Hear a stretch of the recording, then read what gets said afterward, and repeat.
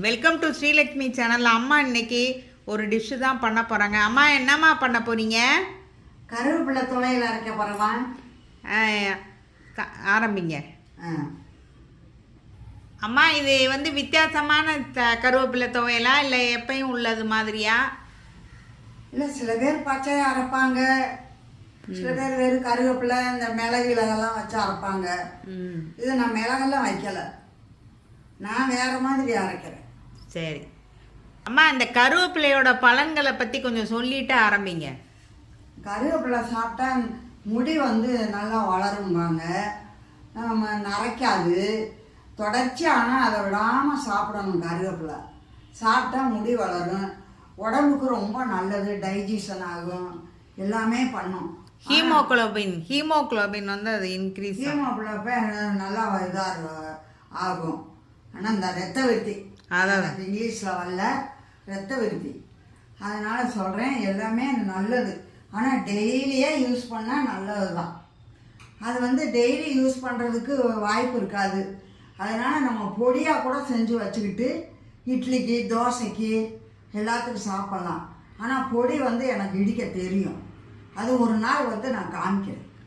சரி சொல்லுங்கள். எண்ணெய் ஒரு 2 டீஸ்பூன்.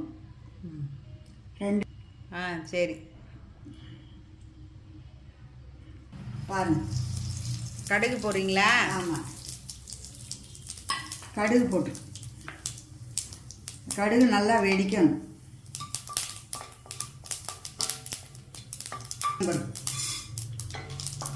ஒரு டேபிள் ஸ்பூன் உளுந்தம்பருப்பு.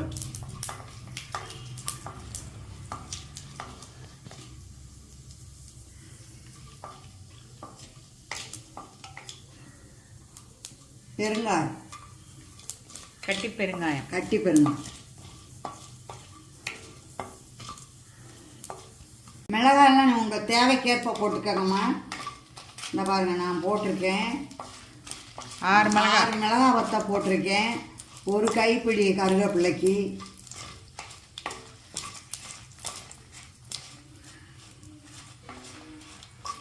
குண்டு அளவு, ஒரு கோழி குண்டு அளவு போட்டு. இப்போ சின்ன வெங்காயம்,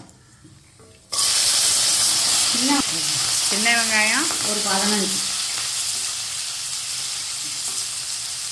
புளி ஒரு கோழி குண்டளவு, சின்ன வெங்காயம் 15. 6 மிளகாய் வத்தம்.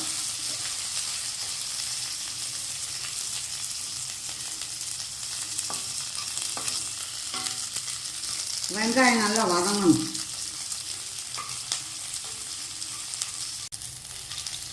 வதங்கிடுச்சாம்மா? இந்த வெங்காயம் கொஞ்சம் வதங்கணுமா.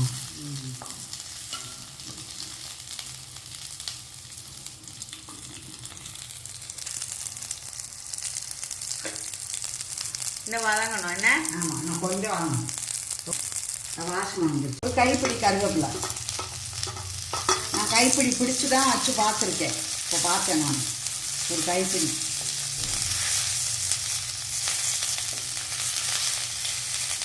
பிடிச்சி பார்த்து தான் தட்டில் வச்சுருக்கேன்.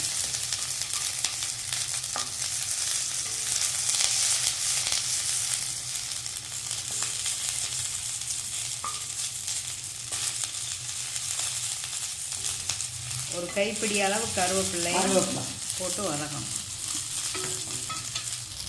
இப்போ தேங்காய் போட போகிறீங்களா? ஆமாம், தேங்காய் போட்டு கருவேப்பிலையும் அதையும் சேர்த்து கொஞ்சம் நேரம் வதக்கணும். தேவைக்கேற்ப தேங்காய் போட்டுக்கலாம். சும்மா? ஆமாம், கொஞ்சமாக போட்டுக்கலாம். ஆப்ஷன் தான்.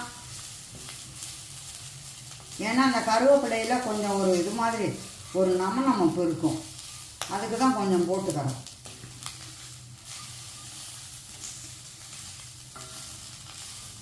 உப்பு போடணும். உப்பு போடணுமா?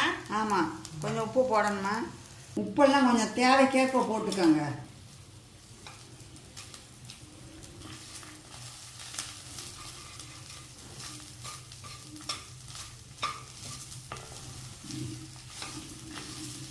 அவ்வளோதான். இதை ஆற வச்சு அரைக்கணுமா? ஆமாம் ஆமாம், ஆற வச்சு மிக்சியில் அரைக்கணும். கொஞ்சமாக தண்ணி ஊற்றி கொஞ்சம்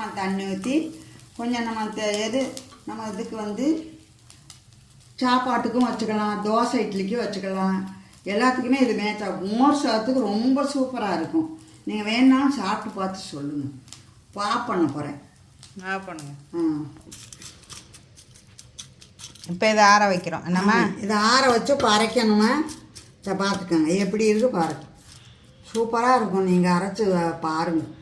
அப்புறம் பாட்டி சொன்னது சரியாக இருக்குன்னு. வாசனையாக இருக்குது. வாசனையாக நல்லாயிருக்கும். போடுங்கம்மா மிக்சியில். மிளகாம்மா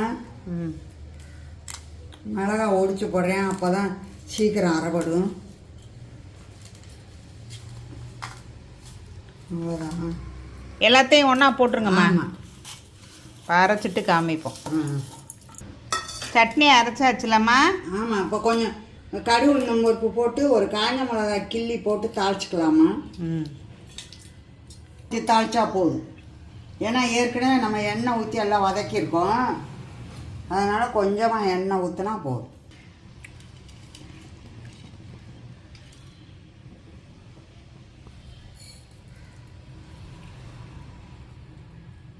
கடுகு போட்டாச்சு. கடுகு வெடிக்கணுமா? இன்னும் வெடிக்கணும். காயில் எண்ணெய் கொஞ்சம் காயணும். சூப்பராக இருக்கு. கருவேப்பிலை தொகையில் ரெடி ஆயிடுச்சு. ஆமாம், ரெடி. மிளகாய் போதும்ல, கரெக்டாக இருக்கு. இல்லைன்னு அம்மா சொல்லுங்க. கருவேப்பிலை துவையில் அரைச்சி காமிச்சிருக்கேம்மா. எல்லாமே உங்களுக்கு போட்டு காமிச்சிருக்கேன். இப்போ அரைச்சி ரெடி ஆயிடுச்சு. இப்போ தட்டில் வச்சு காமிக்கிறேன் பாருங்கள். ஸ்ரீலட்சுமி சேனலில் லைக் பண்ணுங்கள், ஷேர் பண்ணுங்கள், சப்ஸ்கிரைப் பண்ணுங்கள்.